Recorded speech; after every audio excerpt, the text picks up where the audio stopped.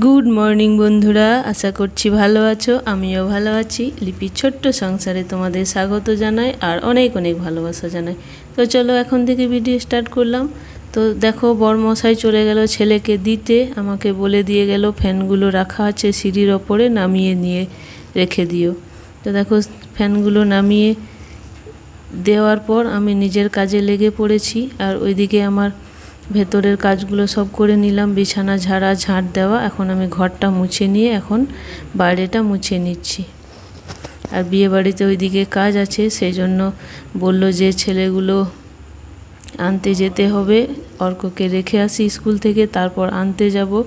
তো যতটুকু পারি কাজগুলো করিয়ে রাখি। তো সেই জন্য আমাকে বলেছিল যে ফ্যানগুলো নামিয়ে রাখতে, তো ফ্যানগুলোকে নামিয়ে নিলাম। তারপর দেখো আমার কাজগুলো আস্তে আস্তে আমি টুকটুক করে নিচ্ছি। তো হয়ে গেল আমার ঘর মোছা। আর এবার আমি চলে এলাম রান্না করে। তো রান্নাঘরটাকে মুছে ধুয়ে পরিষ্কার করব, ধুবো না, মুছবো আর ঝাঁট দিয়ে নেব। তো দেখো আমি এখন ঝাঁট দিয়ে নিচ্ছি। প্রথমে ধুলো বালিগুলো ভালো করে সুন্দর করে বের করে নিচ্ছি। আর এখন তো বর্ষাকাল, ধুলো পায়ে পায়ে অনেক ধুলো আসছে। তো সবগুলোকে ঝাঁট দিয়ে বের করে তারপর আবার বাকি কাজগুলো করব। তো ওইদিকে অনিশের বাবাও চলে গেল বিয়ে বাড়ির কাজগুলো করতে, বিয়ে বাড়ি আছে। তো দেখো হয়ে গেল ভেতরটা ঝাঁট দেওয়া। ও বালি কত বেরোচ্ছে।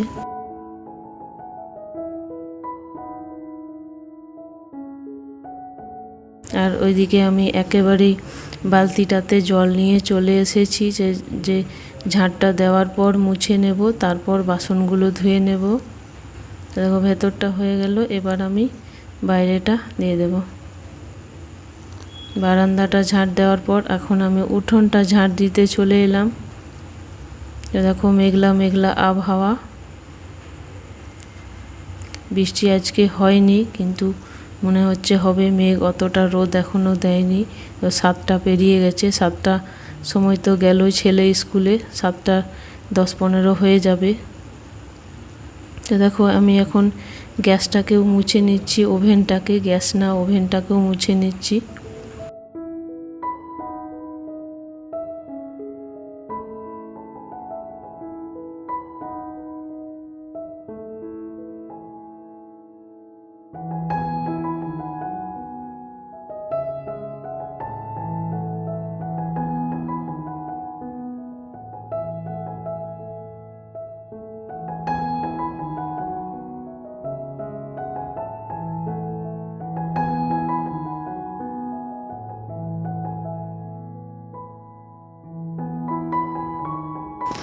এদিকে আমার দেখো সব কাজ হয়ে গেল, এখন আমি চান করব। কিন্তু তার আগে দেখো সজনে গাছটা কাটবো, মানে আমার শাশুড়ি বলে গেল যে কালী মন্দির গেল ধূপ দিতে মন্দিরে। তো গা বাইরে কালী মন্দির, রক্ষাকালী মন্দিরে অনেকটাই দূর, সেখানে গেছে। তো আমাকে বলে গেল যে গাছটা কেটে দিতে, শাকগুলো তুলে রান্না করবে, তো গাছটাকে কেটে দাও।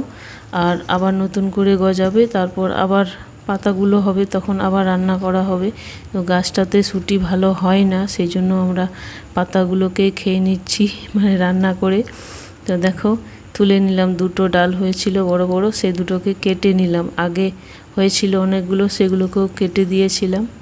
তো ওইখানটায় গাছটাকে মানে রাখবো না, ওই জায়গাটার পেছনটাতে বাথরুম হচ্ছে, সেই জন্য রাস্তাটা বন্ধ হয়ে যাবে। তাই গাছটাকে কেটে কেটে ছোট করে রাখছি, বড় হলে তখন মায়া লাগবে কাটতে। তো দেখো কাটা হয়ে গেল, তারপর আমি পাতাগুলোকে তুলে নিচ্ছি, মানে ছোট ছোট ডালগুলোকে। তারপর চান করে নিয়ে বেছে রাখবো, ধুয়ে কেটে। আর এত বড় ডালটাকে তো আর ঘরের ভেতরে নিয়ে যাওয়া যাবে না, সেই জন্য এইখানেই ছোট করে নিয়ে যাব। আর ওইদিকে পাঁচিরের ওই পাশে ফেলে দেব। একটা একটা করে তুলে নিচ্ছি। দেখো তোলা আমার প্রায় হয়ে গেল।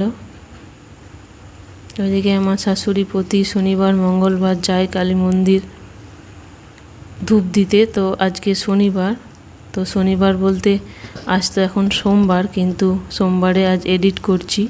আর ভিডিওটা আমার শনিবারের করা ছিল, দুদিন ভিডিও দিতে পারিনি, তো আজ ভাবলাম দিতেই হবে, চেষ্টা করি। তো দেখো আমার পাতাগুলো তোলা হয়ে গেল। এবারে ডালটাকে আমি পাঁচিলের ওই পাশে ফেলে দেব।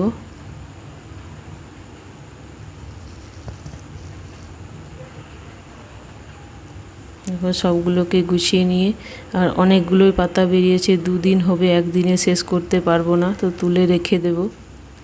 দেখো আমি চান করে চলে এলাম, ওইদিকে আগুনটাও ধরে গেছে, নিয়ে এসেছি, কিন্তু ভাত চাপিয়ে দিয়েছি। আর আমি পাতাগুলোকে একটা একটা করে বেছে নিচ্ছি।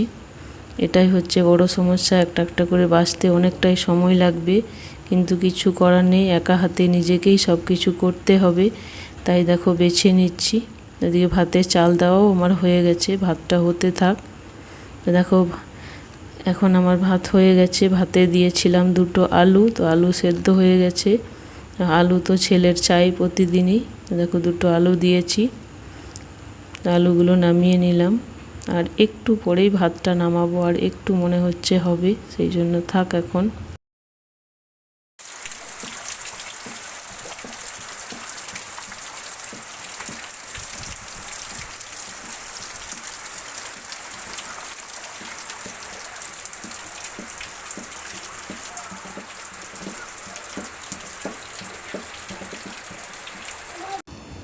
তো দেখো হঠাৎ বৃষ্টি চলে এলো, সকালে বললাম বৃষ্টি হবে, তো দেখো বৃষ্টি পড়ে ভেতরে আমার আগুনের সামনেই বৃষ্টি জল চলে আসছে।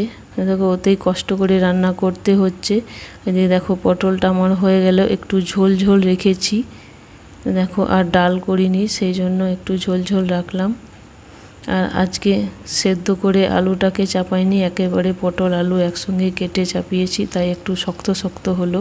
এদিকে দেখো শাকটাও আমার হয়ে গেল। রসুনটাকে আগে ভেজে নামিয়ে রেখেছিলাম, শাকটাকে আবার ভাজার পরে রসুনটাকে দিয়ে দিলাম, তাহলে রসুনের সেন্টটা থাকবে, নইলে আগে দিলে সেন্টটা চলে যায়। তো চলে এলাম দেখো রাত্রিবেলা, সারাদিন আর ভিডিও করা হয়নি। তো এখন দেখো ছেলে কি করছে। তো দুপুরবেলায় বৃষ্টির জলে ভিজে আছে, উঠোনটা নরম পেয়েছে, তো মাটি কুড়ে খেলতে শুরু করেছে ওর কুর্নিটা নিয়ে। দেখো মাটি নিয়ে খেলছে, আর আমার জল আনা আছে বালতিতে, তো সেই জল নিয়ে আসছে আর কাদা ঘাঁটছে। দেখো কাদা মাটি নিয়ে খেলতে শুরু করছে। এই হলো গ্রামের ছেলে আর শহরের ছেলের পার্থক্য। গ্রামের ছেলে কাদা মাটি নিয়ে খেলে, আর শহরের ছেলে কাদা মাটিতে নামতে খোঁজে না। তো দেখো কত সুন্দর খেলা করছে।